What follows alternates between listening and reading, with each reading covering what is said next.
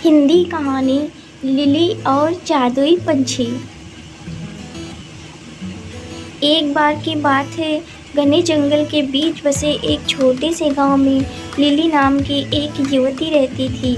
वह अपनी दयालुता और छोटे बड़े सभी प्राणियों के प्रति अपने प्रेम के लिए जानी जाती थी। उसने अपना अधिकांश समय जंगल में भटकने, उसके रहस्यों को जानने और प्रकृति की सुंदरता को निहारने में बिताया। एक दिन जंगल में भटकते हुए लिली को एक घायल पक्षी जमीन पर पड़ा मिला। उसने सावधानी से उसे उठाया और वापस अपनी कुटिया में ले गई। उसने चिड़िया के घावों की मरहम पट्टी की और उसकी देखभाल कर उसे फिर से स्वस्थ कर दिया। दिन हफ्तों में गुजर गए और पक्षी लिली की देखरेख में और मजबूत होता गया। वह अपने दैनिक दिनचर्या के बारे में जानने के दौरान उसके कंधे पर बैठ जाती थी और वे एक दूसरे से बात करने में घंटों बिताते थे। एक दिन चिड़िया ने लिली से साफ और स्पष्ट आवाज़ में बात की।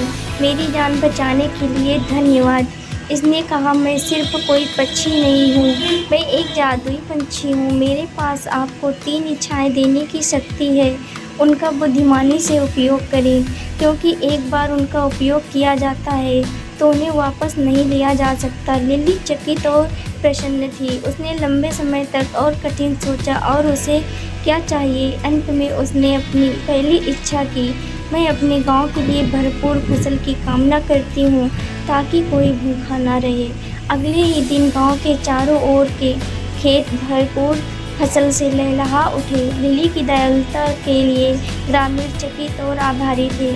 अपनी दूसरी इच्छा के लिए लिली ने सभी प्राणियों की भाषा को समझने की क्षमता की कामना की और ठीक उसी तरह वह पंछियों की चहचहाहट, मधुमक्खियों की भनभनाहट और पत्तों की सरसराहट को समझ सकती थी।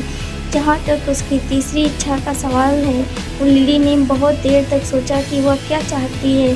अंत में उसने अपनी इच्छा व्यक्त की। मैं हमेशा प्यार और खुशी से घिरी रहना चाहती हूँ। और ऐसा ही था।